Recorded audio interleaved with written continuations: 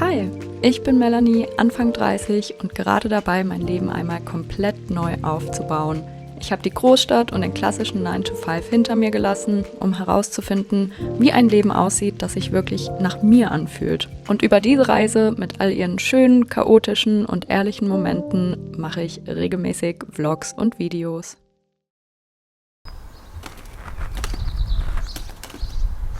Es ist Muttertag. Meine Mama und ich machen gleich einen Ausflug zusammen. Und gestern kam ich auf die tolle Idee, meinen Haaren mal ein Öltreatment zu geben, das ich tatsächlich auch über Nacht habe einwirken lassen.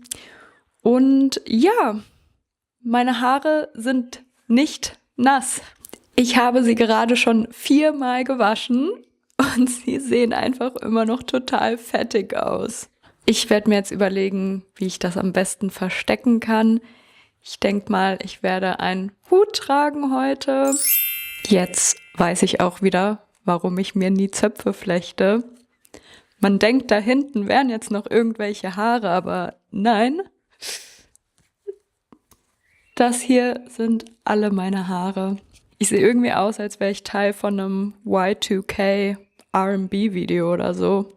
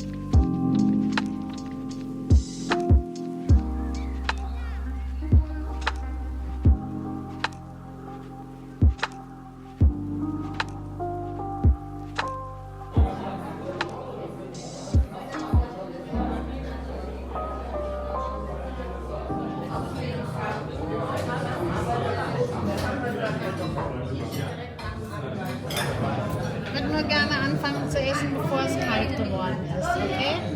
Ja.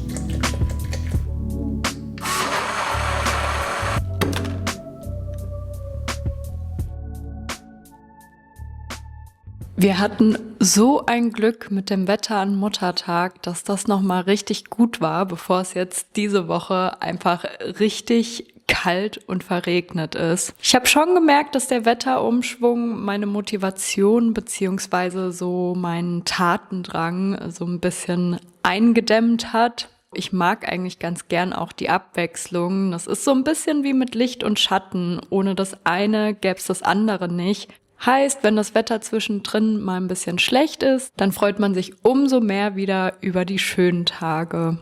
Außerdem brauchen wir den Regen und ich mag auch diese gemütlichen Tage zu Hause, wenn es draußen regnet, total gern. Da fühlt man sich dann wenigstens nicht so schlecht, wenn man nicht nach draußen geht. Das merke ich bei mir nämlich immer im Sommer, dass es mich irgendwie belastet, dass das Wetter halt total gut ist und man das Gefühl hat, man müsste jetzt rausgehen, aber eigentlich hat man draußen auch gar nichts zu tun und vielleicht ist es einem dann auch zu warm und zu anstrengend.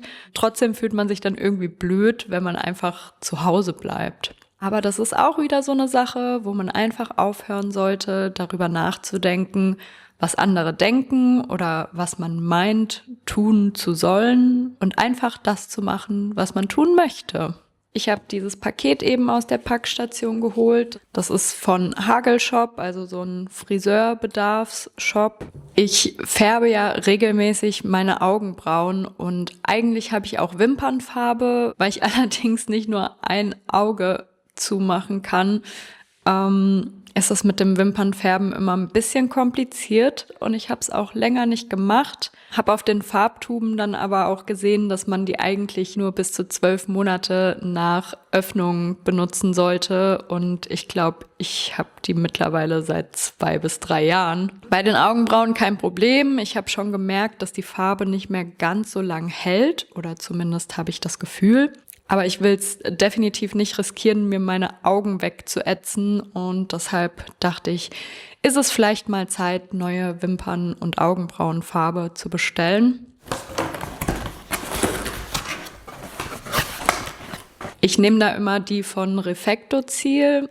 Meine Friseurin in Berlin hat mir damals auch die Farbtöne gesagt, die sie immer benutzt hat. Und zwar für die Wimpern blau-schwarz. Das ist wohl noch mal ein bisschen intensiver als normales Schwarz. Und für die Augenbrauen eben so ein Naturbraun gemischt mit Graphit, weil dieses Graphit macht das dann so ein bisschen aschiger. Für die Farbe braucht man dann eben noch so eine Entwicklercreme. Und ich habe auch mal so Silikonpads bestellt fürs Wimpernfärben, damit man nicht komplett um die Augen rum alles schwarz färbt. Naja, und weil ich auf den Mindestbestellwert für gratis Versand kommen musste, habe ich dann eben noch hier so ein paar Sachen mitbestellt. Ja, meinen Make-up-Schwamm, den benutze ich zwar noch nicht seit 2 bis 3 Jahren, aber wahrscheinlich schon seit 2 bis 3 Monaten, ohne dass ich ihn ein einziges Mal sauber gemacht habe. Ja, sehr unhygienisch, ich weiß. Naja, und Scrunchies kann man eh nie genug haben.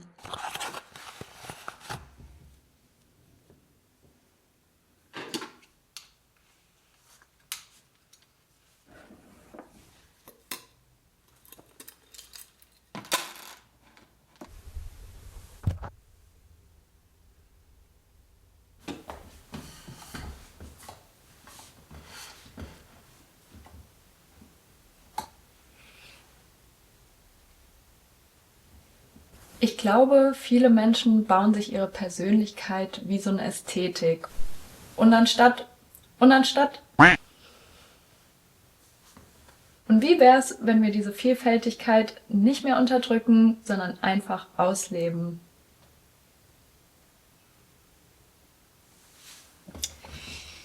Ja, okay.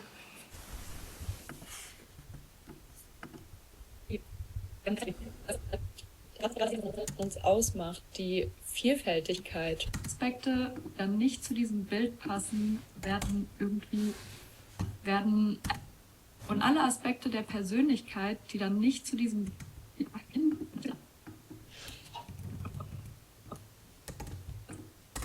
Und wie wär's, wenn wir diese Vielfältigkeit nicht mehr unterdrücken, sondern einfach ausleben?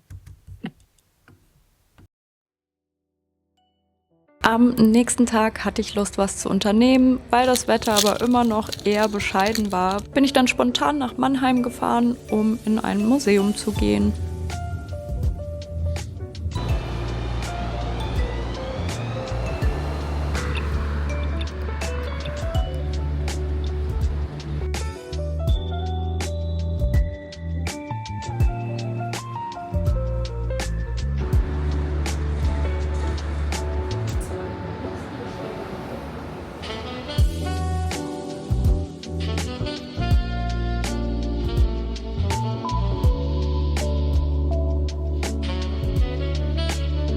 Hallöchen.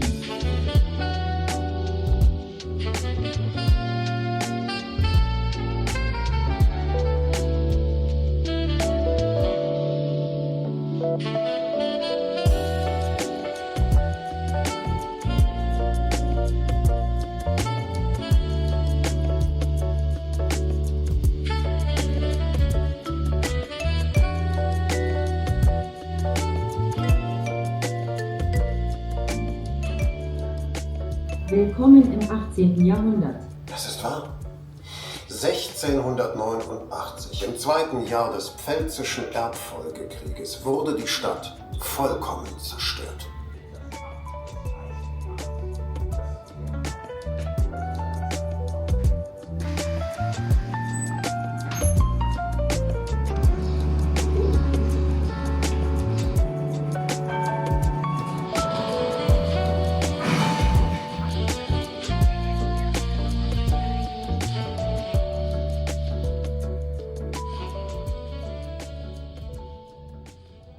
Ich als Bunkerkind möchte kurz berichten, wie wir Kinder am Martini in der Neckarstadt mit den Lampions einen Lichtzug machten. Ich selbst hatte einen mit Aufschrift Heiliger Martin, hilf uns aus den Bunkern ins Licht.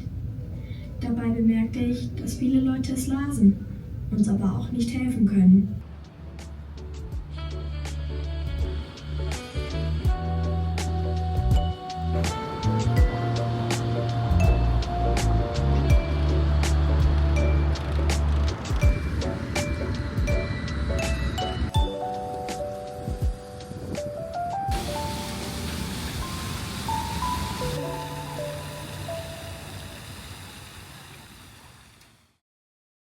Ich habe vorgestern einfach den kompletten Tag Zelda auf der Switch gespielt. Also wirklich von morgens bis abends und habe zwischendrin nur Pause gemacht, um mal was zu essen. Und ich muss sagen, ich fand's richtig geil.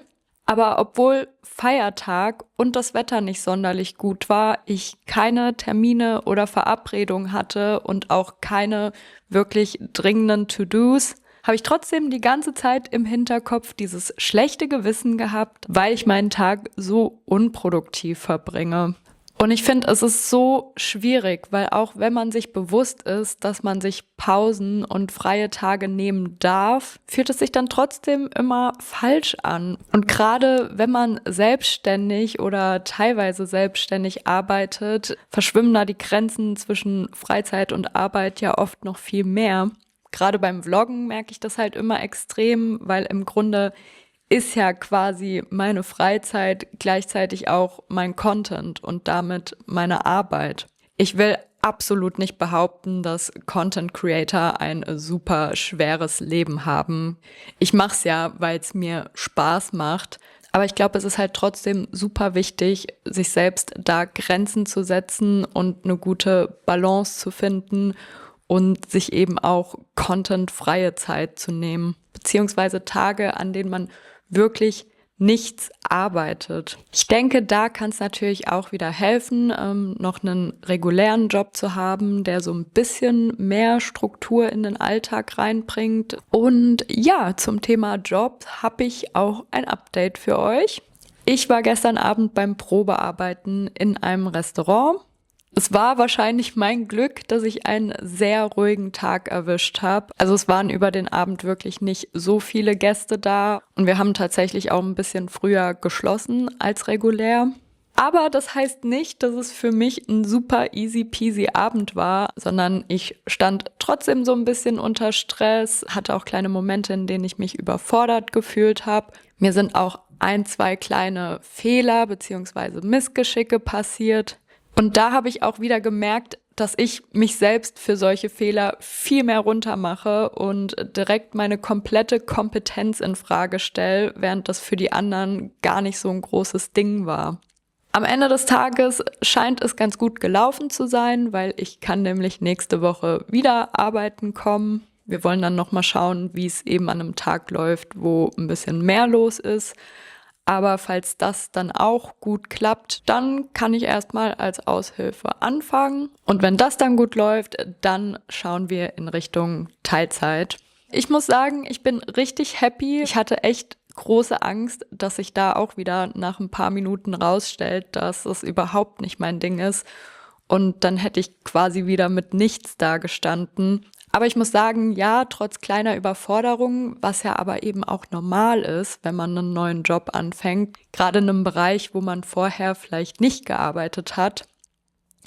Abgesehen davon fand ich es eine super schöne Atmosphäre, also es ist ein sehr schönes Restaurant, ein junges, super sympathisches Team und auch die Gäste waren alle durchweg super freundlich. Und man hat auch gemerkt, die arbeiten da alle richtig gerne und ich glaube, das ist immer ein sehr gutes Zeichen. Deshalb bin ich optimistisch, dass das jetzt das Richtige sein könnte erstmal und freue mich auch irgendwie drauf, so in den Job reinzuwachsen. Ich werde auf jeden Fall die nächsten Tage noch die Speisekarte lernen, insbesondere die Weinkarte, mir da ein bisschen Wissen aneignen und ja, dann wird das schon. Das war es jetzt auch mit dem Vlog für diese Woche. War eine relativ ruhige Woche, was auch ein bisschen wetterbedingt war. Nächste Woche steht bei mir dann wieder ein bisschen mehr Programm an. Also wenn ihr das nicht verpassen wollt und außerdem wissen wollt, wie es bei mir mit Selbstständigkeit und Servicejob und allem weitergeht, dann lasst gern ein Abo da und dann sehen wir uns schon ganz bald im nächsten Video wieder.